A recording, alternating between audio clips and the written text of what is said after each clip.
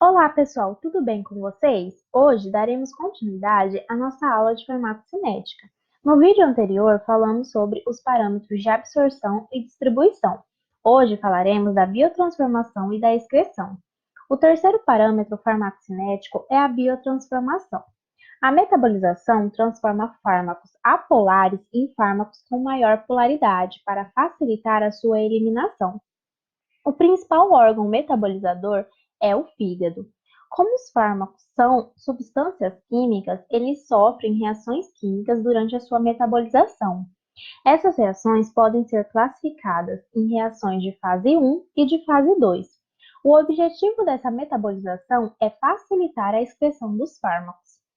Quando se administra um fármaco por via oral, antes de atingir a corrente sanguínea, ele passa pelo fígado. Dependendo das suas características químicas, ele pode ou não sofrer metabolização. Esse processo chamamos de efeito de primeira passagem ou metabolismo de primeira passagem. Esse metabolismo ele ocorre com fármacos que possuem características muito apolares e lipofílicas, justamente para facilitar sua excreção. Dessa forma, o fármaco administrado por via oral passa pelo fígado antes de atingir a corrente sanguínea, podendo ou não ser metabolizado. Ele vai ser metabolizado depois que exercer o seu efeito terapêutico e o fígado entender que ele tem que ser eliminado do organismo.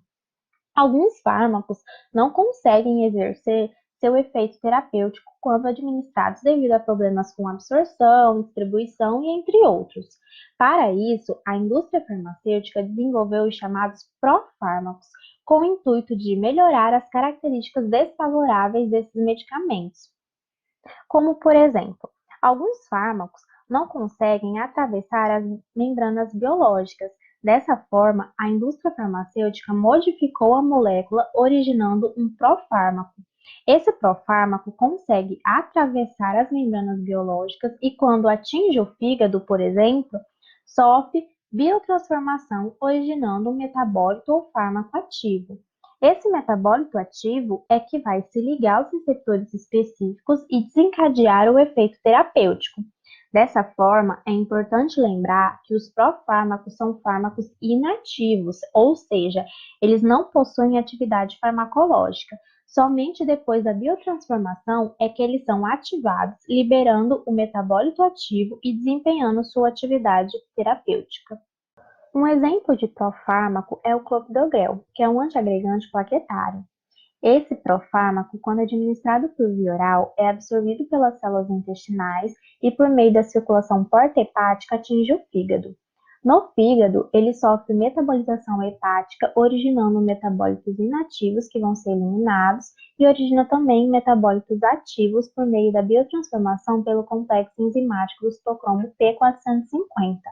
Esse complexo realiza reações de oxidação e promove a formação do metabólito ativo, que possui atividade farmacológica antiagregante plaquetário. Então, de uma forma geral, o fármaco, quando atinge o fígado, pode sofrer reações de fase 1, que envolvem as reações de oxidação, redução e hidrólise, convertendo fármacos lipofílicos em moléculas mais polares. Essa biotransformação de fase 1 pode originar metabólitos ativos e aumentar a atividade farmacológica, pode originar metabólitos inativos e diminuir a atividade farmacológica, ou ainda, o fármaco pode não sofrer reações de fase 1 e 2, não interferindo com a sua atividade. Esse metabólito ativo e inativo pode sofrer reações de fase 2, dependendo das características químicas das moléculas, e então serão eliminados do organismo. Dentre as reações de fase 1, a mais frequente na biotransformação de fármacos são as catalisadas pelo sistema do citocromo P450, que são responsáveis pelas reações de oxidação dos fármacos. Esse complexo é importante para a metabolização de diversos compostos endógenos e exógenos. Dependendo do medicamento utilizado, tem-se a modificação da ação dessas enzimas que compõem esse complexo, promovendo uma inibição enzimática ou uma indução enzimática. Indução enzimática.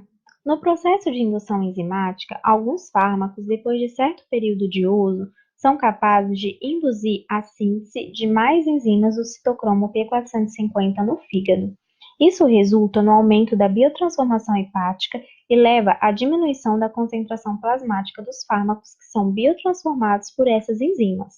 Também resulta no aumento da velocidade de produção de metabólitos. Nesse caso, se o metabólito for ativo, promove o aumento da atividade, e se o metabólito for inativo, promove a diminuição da atividade. Um exemplo desse tipo de interação é o uso do fenobarbital, que é um anticonvulsivante, e o anticoncepcional. Dessa forma, uma mulher que faz uso do fenobarbital por um tempo prolongado e faz uso do anticoncepcional, ela pode correr o risco de engravidar, porque o fenobarbital é um indutor enzimático. Com isso, quando o anticoncepcional passar pelo fígado, terá mais enzimas para metabolizar esse anticoncepcional e, portanto, diminuir o seu nível plasmático. Dessa forma, a mulher pode ovular e engravidar. Além disso, o próprio fenobarbital sofre metabolização pelo complexo P450. Depois, então, de um certo tempo, é necessário realizar ajuste de dose porque ele promove essa indução enzimática.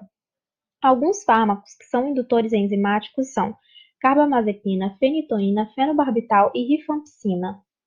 No processo de inibição enzimática, alguns fármacos, após certo período de uso, são capazes de inibir a síntese ou atividade das enzimas do citocromo P450.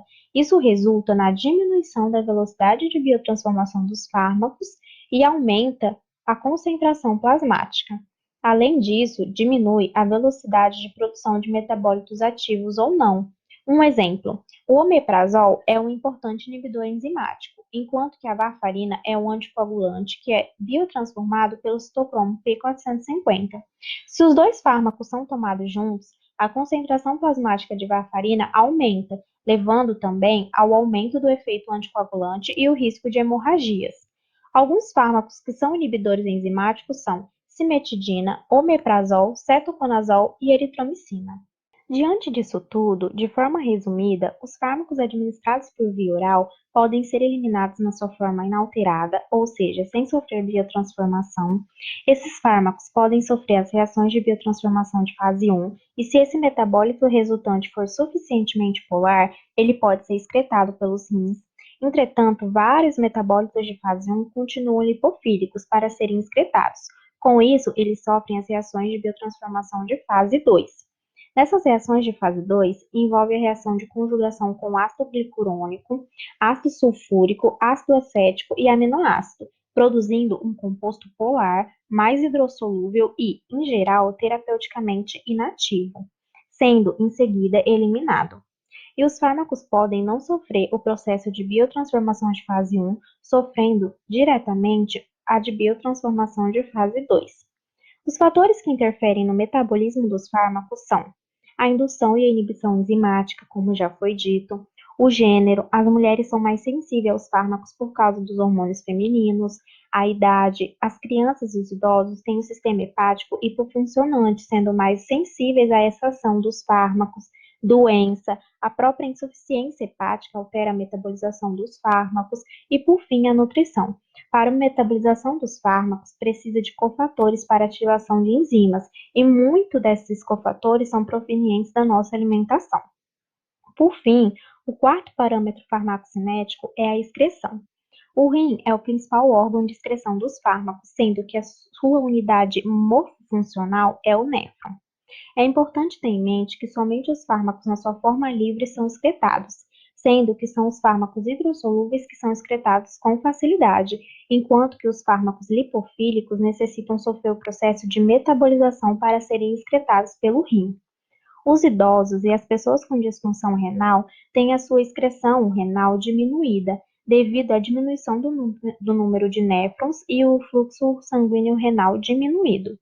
O processo de eliminação dos fármacos envolve 3 etapas. A primeira é o processo de filtração glomerular, a segunda é o processo de secreção tubular ativa, que ocorre no túbulo contorcido proximal e envolve gasto de energia, e, por fim, o processo de reabsorção tubular passiva, que promove a reabsorção passiva de fármacos não ionizados e lipossolúveis. O conhecimento sobre o processo de excreção dos medicamentos é importante para diversas aplicações na clínica. Uma delas é para reverter quadros de intoxicação. Um exemplo é a intoxicação com fenobarbital.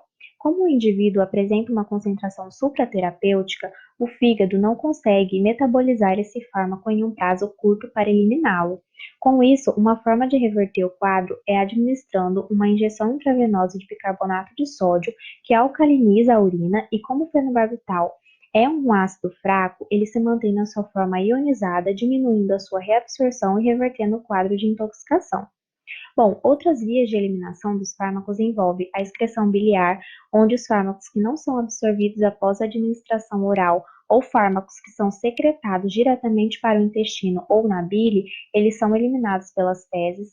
A excreção pulmonar, que está envolvida na eliminação de substâncias voláteis, como os gases anestésicos, a excreção pelo leite materno. Nesse caso, pode expor a criança aos medicamentos ingeridos pela mãe, podendo causar potenciais efeitos indesejados nessas crianças, e a excreção pela pele, suor, saliva, lágrimas e pelos pelos, que são menos frequentes. Para finalizar a aula, vamos falar de alguns conceitos importantes. Bom, o tempo de meia-vida é um conceito cronológico que indica o tempo em que uma determinada concentração de fármaco se reduz pela metade. O tempo de meia-vida é importante para auxiliar na determinação do esquema posológico de um medicamento. Um exemplo: se o paciente tomou amoxicilina de 500 mg, em 2 horas o exame mostrou que a concentração plasmática desse fármaco é de 250 mg, significa que o tempo de meia-vida da amoxicilina é de 2 horas. Entretanto, não é a cada 2 horas que o paciente vai tomar essa medicação. A amoxicilina de 500 mg se toma de 8 em 8 horas. O paciente só vai tomar o medicamento novamente quando a concentração plasmática do medicamento não for suficiente para ter o efeito terapêutico. Dessa forma, a reaplicação da posologia da droga ocorre em um intervalo de tempo para que a concentração plasmática da droga possa ser mantida dentro da faixa terapêutica para a produção do efeito terapêutico, como demonstrado no gráfico. A dose de ataque é administrada para alcançar rapidamente a concentração terapêutica. Pode ser administrada uma dose única ou uma série de doses. Geralmente é utilizado em crises agudas, como por exemplo em uma crise aguda de hipertensão. A dose de manutenção é administrada para manter a concentração plasmática na faixa terapêutica, ou seja, manter um equilíbrio dinâmico. A dose subterapêutica é uma dose que não é capaz de ativar ou bloquear a quantidade de receptores necessários para a produção do efeito terapêutico. A dose supraterapêutica é uma dose que bloqueia ou ativa excessiva quantidade de receptores, promovendo um efeito tóxico. Bom, pessoal, por hoje é isso. Terminamos a parte de farmacocinética e o próximo assunto será sobre farmacodinâmica. Espero que vocês tenham gostado. Se você gostou, deixe seu like, se inscreva no canal e comente. Bom, até a próxima. Beijos, tchau!